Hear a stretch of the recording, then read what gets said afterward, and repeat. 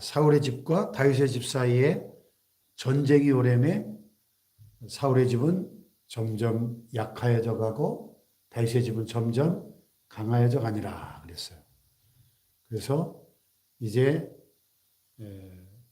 이스라엘이 사울왕 사후에 나라가 둘로 분열되고 북이스라엘은 사울의 군대 장관이었던 아브넬이 옹립한 사울의 남은 아들 이스보셋이라고 하는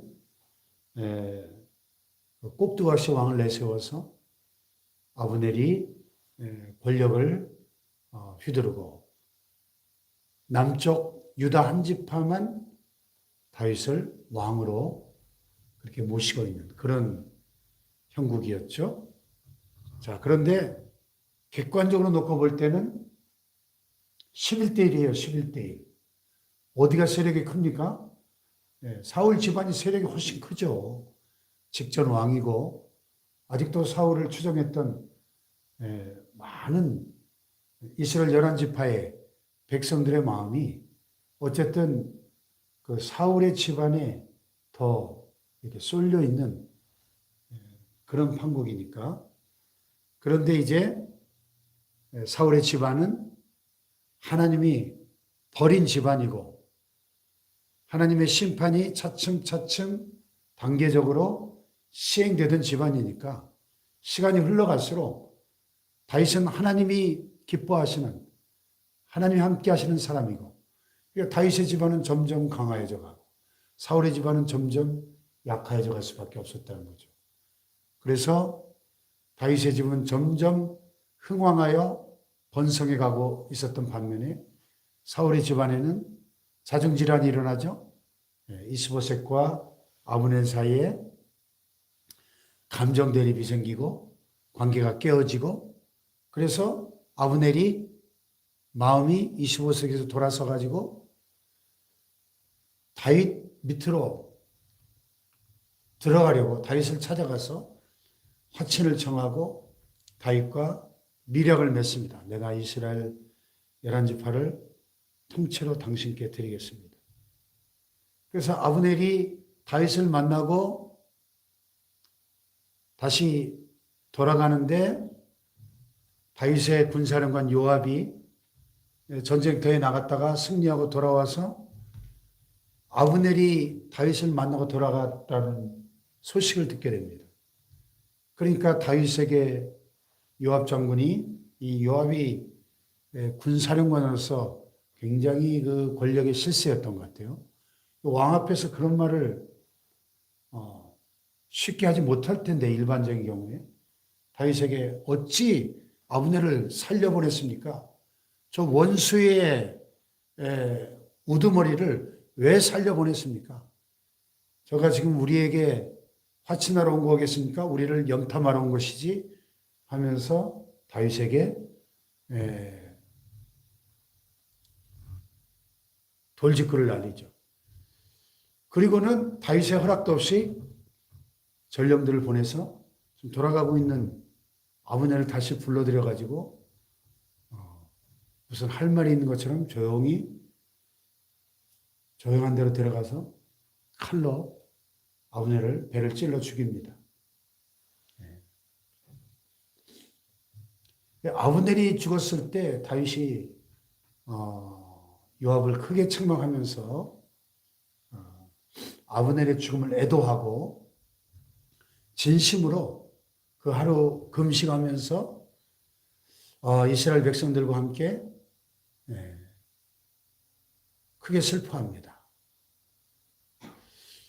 자, 이 다윗의 태도를 보면 사울과 요나단과 사울의 세 아들이 죽었을 때도 그랬고 아브넬이 죽었을 때도 그랬고 오늘 본문에 보면 이스보셋도 살해를 당하는데 이스보셋이 죽었을 때도 그렇고 그 원수의 집안이 하나하나 몰락의 과정을 보면서 우리 보통 사람들 같으면 기뻐하고 좋아해야 그게 인지상정인데 원수가 망하면 원수의 집안이 하나하나 몰락해가는 그 과정 속에서 계속 사울과 그의 세 아들이 죽었을 때도, 또 아브넬이 죽었을 때도, 또 이스보셋이 죽었을 때도 전혀 기뻐하지 않습니다.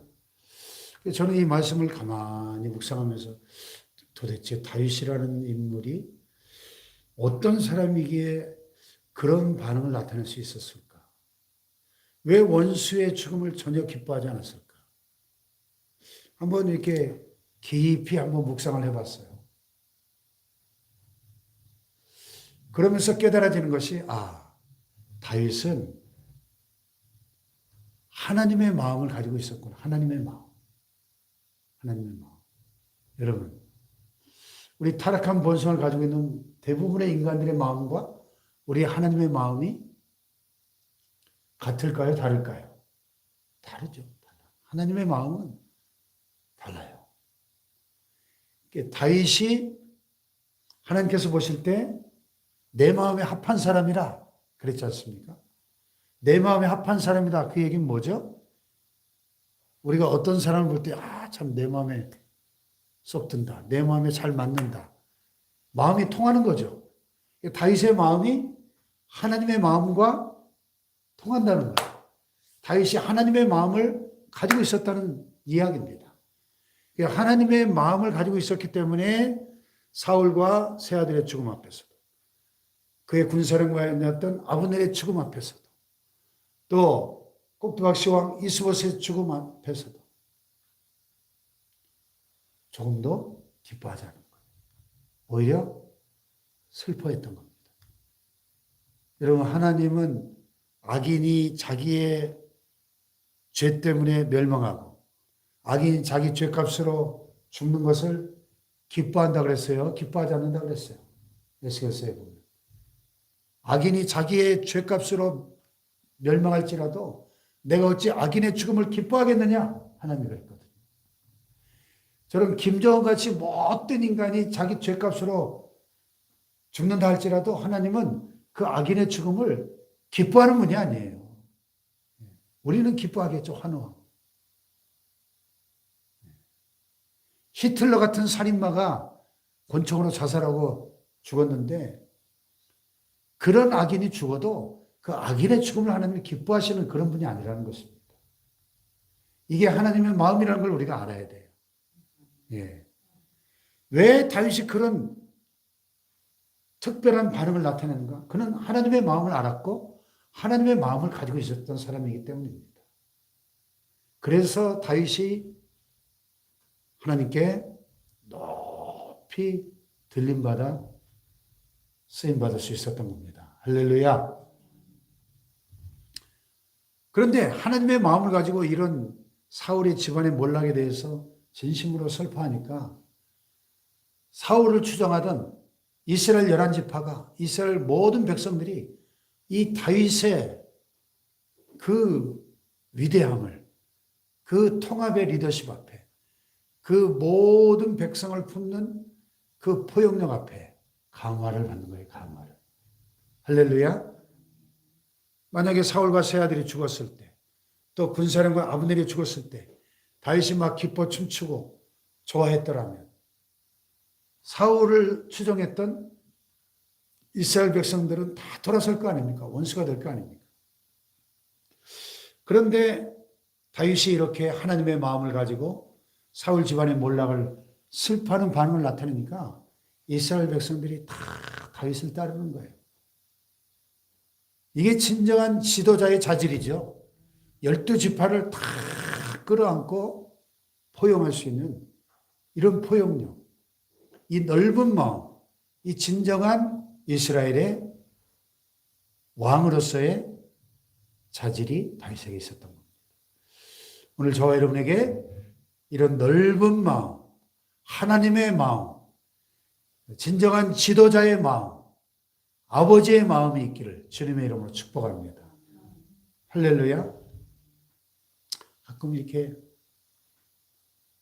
분규가 일어나는 교회들, 싸움과 다툼이 일어나가지고 막 난리가 나는 교회들을 봅니다.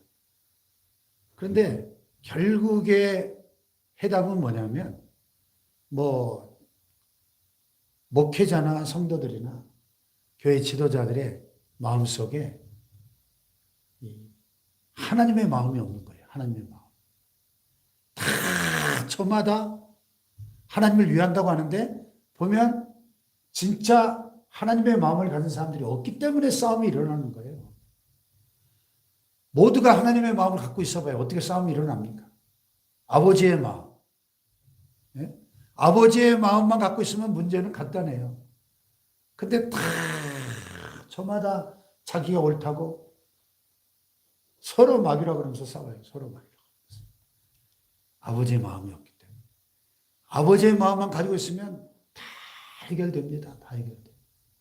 할렐루야. 네, 돌아온 탕자를 끌어안고 입 맞추는 포옹하는 그 자비로운 아버지의 마음만 가지고 있으면 우리 인생의 문제는 간단한 거예요. 이 다윗에게 이 아버지의 마음이 있었던 겁니다. 이스라엘 12지파의 목자로서 아버지로서의 그 넓은 마음, 그것이 하나님의 마음이죠. 그 하나님의 마음이 있으니까. 자, 결국 이 마지막 남은 이스보셋도 아브넬이 죽었다는 소식을 듣고 완전히 손에 맥이 풀렸다. 완전히 그냥 더 이상 이 그 이스라엘 왕좌에 앉아있을 의욕이 사라져버린 거죠. 온 이스라엘도 놀라고. 그런데 그 밑에 지휘관 두 사람, 바나와 레갑이라고 하는 이 두 배신자가 이제 대세가 다윗에게로 기울었구나 하고 이스보셋을 몰래 쳐들어가 가지고 침실에서 낮에 뜨거우니까 팔레스타인 낮잠 자는 시간에 그를 죽이고 칼로 찔러 죽이고 목을 베서 그의 머리를 가지고 밤새도록 헤브론에 있는 다윗에게까지 가서 이스보셋의 머리를 받치면서 뭐라 그래요? 왕의 생명을 헤아려 하던 원수 사울의 아들 이스보셋의 머리가 여기 있나이다. 여호와께서 오늘 우리 주 왕 되신 주 되신 왕의 원수를 사울과 그의 자손이 갚으셨나이다. 그렇게 이스보셋을 죽여서 그 머리를 다윗에게 바치면 다윗이 크게 기뻐하면서 그들에게 상을 주고 그들을 높은 자리에 앉혀둘 것이라고 그들은 생각했어요. 그것이 세상 나라죠. 우리가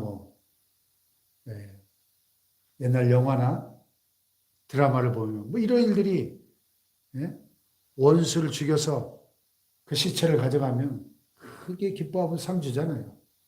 그게 인지상정인데 다윗이 뭐라 그럽니까?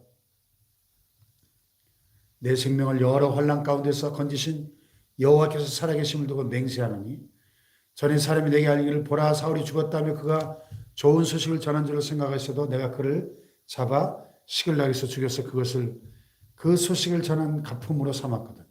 하물며 악인이 의인을 그의 집 침상에서 죽인 것이겠느냐?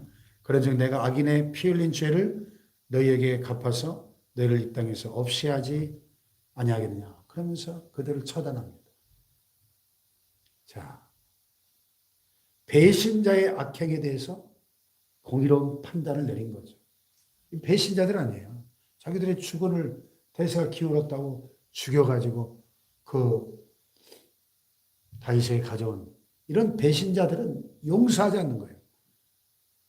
이런 원수까지라도 다 끌어안는 포용력이 있었지만은 이렇게 주권을 배신하는 원수들은 가차없이 처단하는 겁니다. 이게 사랑과 이 공의의 이 균형이 다 잡혀있는 지도자죠. 다윗이.